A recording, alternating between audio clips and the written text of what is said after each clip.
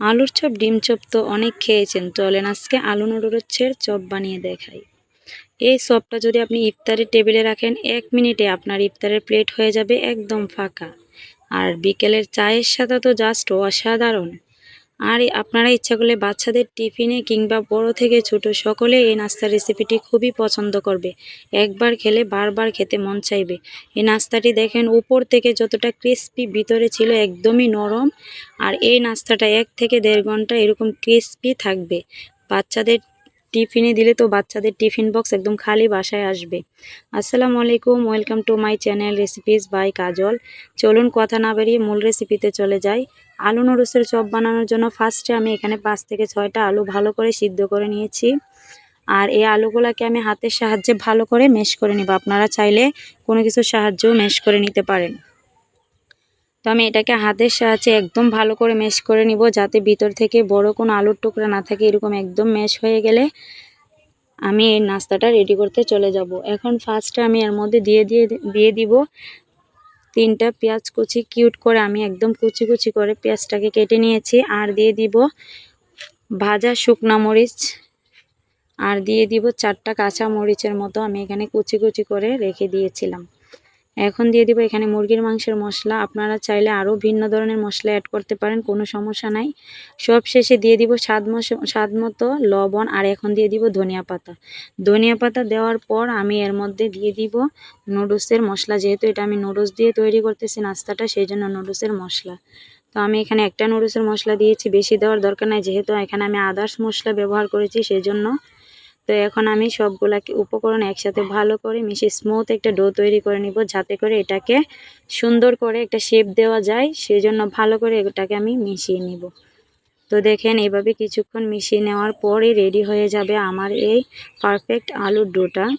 তো এই ডোটা রেডি হয়ে গেলে আমি হাতের মধ্যে সামান্য কিছু তেল দিয়ে এই ডোটাকে আমি হাতে কিছুটা পরিমাণ নিয়ে এইভাবে সুন্দর করে একটা শেপ দিয়ে দিব। আপনারা আপনাদের ইচ্ছা মতো শেপ দিতে পারেন, তবে আমি এটাকে লম্বা শেপ দিয়েছি। মনে হয়েছে আমার কাছে লম্বা শেপ দিলে খুবই ভালো লাগবে। আপনারা ইচ্ছা করলে গোল শেপও দিতে পারেন, কোনো সমস্যা নেই। তো এইভাবে এক এক করে আমি সবগুলো আলুর ডো থেকে এইভাবে তৈরি করে নিব। দেখেন কতটা সুন্দর হয়েছে আর দেখতে কতটা লোভনীয় লাগতেছে। এই পর্যায়ে আমি 3টা নুডলস নিয়ে নিব। নুডলসগুলোকে নিয়ে আমি সুন্দর করে ভেঙে দিব ভালো করে, মানে এত জোরে দেওয়া যাবে না। এখানে আমি 3 প্যাকেট নুডলস নিয়েছি। আপনারা চাইলে ইচ্ছা করলে আরও বেশিও নিতে পারেন। আলুর পুর যতটা পরিমাণ, নুডলসের পরিমাণ ততটা লাগবে। তো এটাকে আমি একটা বেলুন অথবা এরকম একটা কাঠের সাহায্যে আলতো করে ভেঙে নিতে হবে। এত বেশি জোরে জোরে চাপ দেওয়া যাবে না, তাহলে একদম গুঁড়ো হয়ে যাবে। এত বেশি গুঁড়ো করা যাবে না। দেখেন ঠিক এরকম হয়েছে, এত বেশি গুঁড়োও করে নাই আর এত বেশি আস্তেও রাখি নাই, ঠিক পারফেক্ট এরকম হতে হবে। এখন আমি এটাকে একটা সাইডে রেখে দিব। এখানে একটা বাটি নিয়েছি, বাটির মধ্যে দিয়ে দিব 1 কাপ আটা অথবা ময়দা। তো আমি এখানে আটা নিয়েছি, আপনারা ইচ্ছা করলে ময়দাও নিতে পারেন। যেহেতু এটা নুডলস দিয়ে তৈরি করতেছে, এখানে আমি নুডলসের একটা মশলা অ্যাড করে দিয়েছি। এখানে এক্সট্রা কোনো লবণ বা মরিচের গুঁড়ো অ্যাড করতে হবে না। এই পর্যায়ে আমি একটা মিক্সিনের সাহায্যে এটাকে সুন্দর করে মিক্সিং করে শুকনো উপকরণগুলোকে একসাথে মিশিয়ে ভালো করে একটা এইখানে হচ্ছে আমার ব্যাটার তৈরি করতে হবে। তো দেখেন এইভাবে কিছুক্ষণ আমি অল্প অল্প পানি দিয়ে এটাকে আমি তৈরি করব। একেবারে বেশি পানি দিতে যাব না, তাহলে এটা পাতলা হয়ে যেতে পারে। এই জন্য আমি অল্প অল্প করে পানি দিয়ে স্মুথ একটা ডো তৈরি করব। তো এইভাবে অল্প অল্প পানি দিয়ে আমার ডোটা রেডি হয়ে গেছে। দেখেন এটা এত বেশি পাতলাও না, এত বেশি ঘনও না। এভাবে ধরে রাখলে উপর থেকে পড়ে গেলে মিশে যাবে না, আর ব্যাটারটার মধ্যে কিছুটা লেগে থাকবে। এরকম এই পর্যায়ে আমার এটা পারফেক্ট একটা ব্যাটার হয়ে গেলে আমি এই ব্যাটারের মধ্যে আগে থেকে যে আলুর বড়াগুলো বানিয়ে রেখেছি এগুলো এখন আমি এর মধ্যে দিয়ে দিব।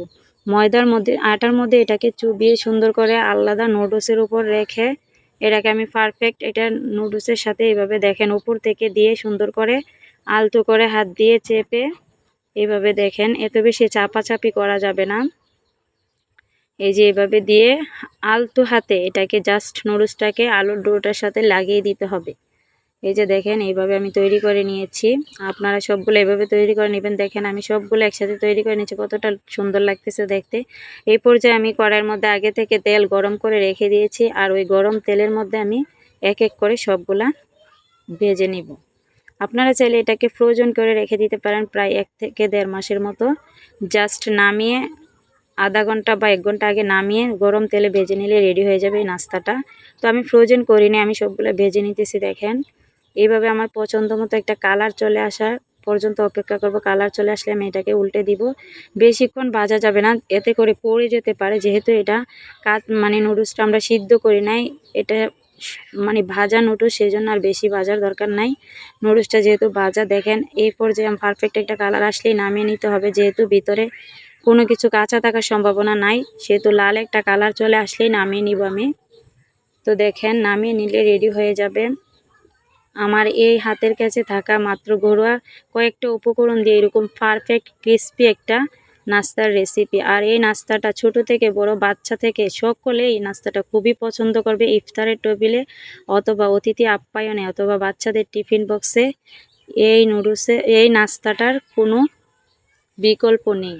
সবাই এই নাস্তাটা পছন্দ করবে, একবার খেলে বারবার খেতে মন চাইবে। আর আমার রেসিপিটি ফলো করে আপনারা অবশ্যই এই নাস্তাটি বানিয়ে খাবেন। কেমন হয়েছে কমেন্টস করতে ভুলবেন না। আর আমার ভিডিওটি যদি ভালো লাগে অবশ্যই একটি লাইক করবেন, চ্যানেলটিকে সাবস্ক্রাইব করে রেখে দিবেন, নোটিফিকেশন বেলটি অল করে রেখে দিবেন, যাতে আমি এইভাবে নিত্য নতুন রেসিপি ছাড়ার সাথে সাথে সবার আগে আপনার মোবাইলে চলে যায়। তো আমার ভিডিওটি যদি এতটুকু পরিমাণ ভালো লাগে শেয়ার করতে ভুলবেন না। আর এই নাস্তাটি অবশ্যই আপনারা বাসায় বানিয়ে খেয়ে দেখবেন, আশা করি সবাই পছন্দ করবে। ভালো থাকবেন, সুস্থ থাকবেন। আসসালামু আলাইকুম।